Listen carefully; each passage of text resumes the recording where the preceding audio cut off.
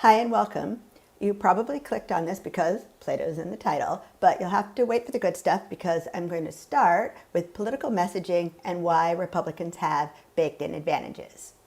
Politico reported that when Trump announced a rally in Florida with Rubio, but not DeSantis, the apparent snub angered some people within DeSantis' orbit who complained that it would mean fewer people would pay attention to DeSantis. This tells us that even with everything we know about Trump's lawbreaking and attempted coup, he is still hailed as the leader of the Republican Party, and the Republican leaders still line up to kiss his ring. A cherished theory has been circulating on social media since 2016, which goes like this. Trump keeps breaking laws because the Democrats are not doing enough to expose his lawbreaking or stop him.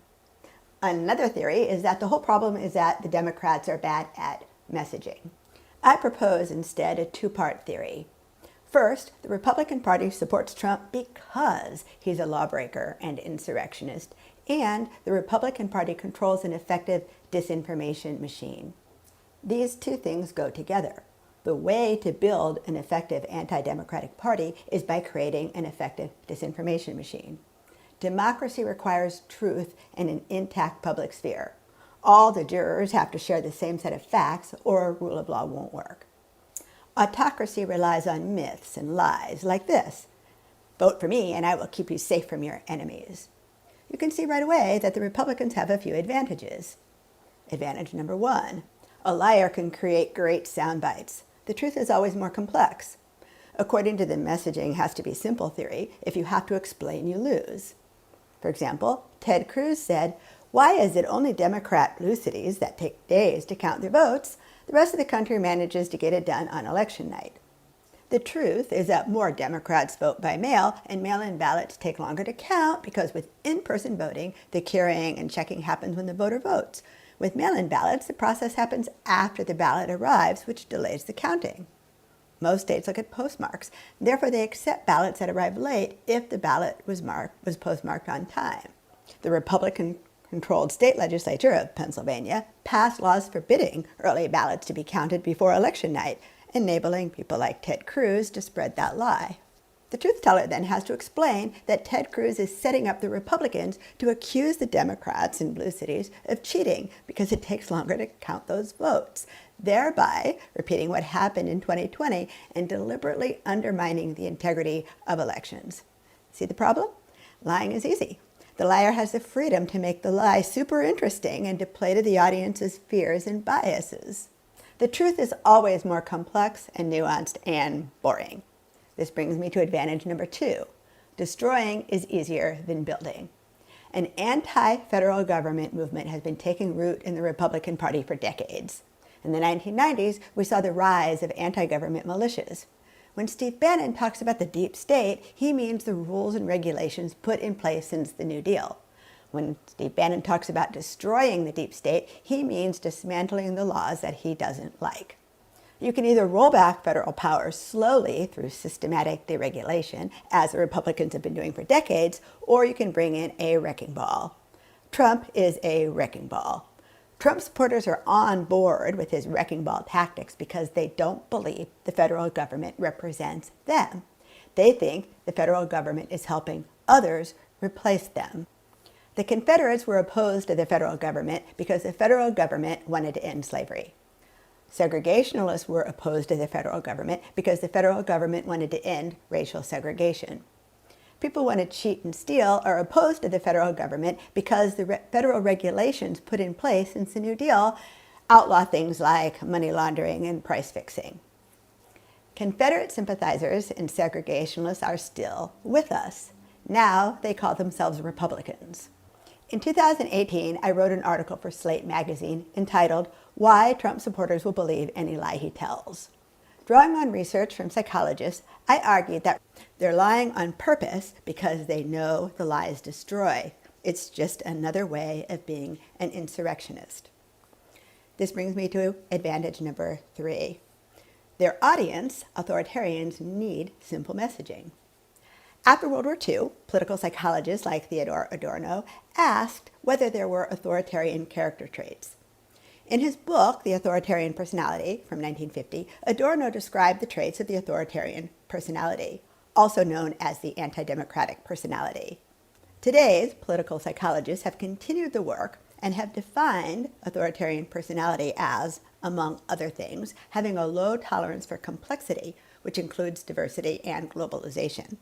Political psychologist Karen Stenner calls them simple-minded avoiders of complexity. It should be clear that if you're speaking to an audience of simple-minded avoiders of complexity, the message, Democrats bad, Republicans good, can work. It also seems clear to me that a more sophisticated audience is not going to tolerate that kind of messaging. America has a history of authoritarianism. Slavery was autocratic. Racial segregation was autocratic. The idea that women belong in the home and are basically baby-making and men-serving machines is autocratic. One thing that has happened as the political parties have realigned is that the authoritarians have congregated in the Republican Party. This gives Republicans yet another advantage. Their audience needs simple messaging. Okay, you might ask, what about moderate Republicans, those who are not racist and who do not cheer violence? This brings me to another Republican advantage. The truth cannot penetrate the right-wing, hermetically sealed disinformation universe.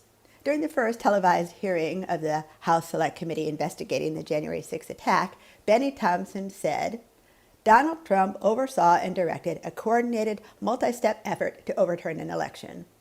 Liz Cheney said, Trump knew his effort to overturn the election was illegal and unconstitutional. He did it anyway. It seems to me that Liz Cheney and Thompson can't be faulted for bad messaging. Their messages were simple, clear, direct, powerful. But Jim Jordan responded with, real America doesn't care about the January 6th committee. Gas is over $5 per gallon. Jim Jordan and his Republican friends then went on to blame Biden for high gas prices. Think about what Jim Jordan did. Now, a truth teller looks at the facts and makes sure his statements reflect the facts. A liar ignores the facts and creates the narrative that he wants to be true. The idea is that it doesn't matter what the truth is as long as enough people believe it. For this technique to work in the political arena, the liar needs a well-oiled propaganda loop and hermetically sealed disinformation ecosystem. And guess what? That's exactly what the Republicans have. Now, this brings me to another advantage. Advantage number 5. Authoritarians fall in line. Non-authoritarians tend to splinter. If you have a smaller group, but they all fall in line and do what they're told, you have an advantage over a big tent group of non-authoritarian free-think thinkers. You may still be thinking, yeah, but Democrats can still be bad at messaging. Okay, let's look at some recent examples.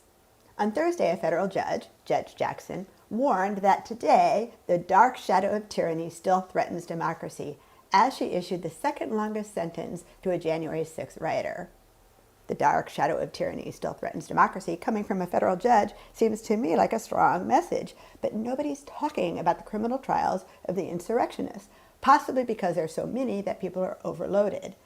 As of October 17th, at least 928 people have been indicted for participating in the attack on the Capitol. But remember, each time Trump tweeted something outrageous or racist or shocking, everybody talked about it for days. That's because demagoguery works. Outrageousness is rewarded. Demagogues steal the show and dominate the stage. Rule of law and the normal functioning of a democracy is boring in comparison. It's harder for people to pay close attention to boring. Another problem is that we're undergoing a disruption in how we get our information. In his YouTube video series, Snyder Speaks, Yale history professor Timothy Snyder compares the internet to the invention of the printing press. These rapid changes in how we get information require a period of adjustment as people learn to separate misinformation from disinformation and facts. We live in a 24/7 news cycle in which media outlets compete for clicks, and consumers of news are bombarded with a constant stream of headlines, snippets, and opinions. The result is that droplets of facts are lost in the cascade of irrelevant information and baseless opinions. The two theories, that the problem is that the Democrats are bad at messaging and that the Democrats haven't done enough to stop or draw attention to Republican lawbreaking, have something in common. Both blame the Democrats for Republican lawbreaking. Now at last we come to Plato. Plato argued that democracy is inferior to various forms of monarchy, aristocracy, and even oligarchy because democracy tends to undermine the expertise necessary for the proper governance of societies. According to Plato, most people don't have the kind of intellectual talents that enable them to think well about the difficult issues that politics involves. Hence, Plato concludes that the state will be guided by very poorly worked out ideas that experts in manipulation and mass appeal use to help themselves win office. In other words, Plato's theory is that democracy is fragile because the person who is an expert in manipulation and mass appeal will win, not the person best equipped to govern. In the words of Angie Hobbs, a professor at the University of Sheffield, Plato's theory of the flaws in democracy provide a chilling account of how democracy can be subverted into tyranny by an opportunist demagogue. It's easy to stir people's emotions. Demagogues have advantages, particularly in the kind of information disruption that we're experiencing now. I talked about all the Republican advantages. The pro-democracy, pro-truth party has one advantage which, if used, will constantly give the pro-democratic party the upper hand. There are more of us than them. People who want democracy vastly outnumber the people who don't, which brings me to this question. Do you have a plan for voting? No, we did not commit doggy voter fraud. We had one ballot between us. It was easy because JJ is a Democrat.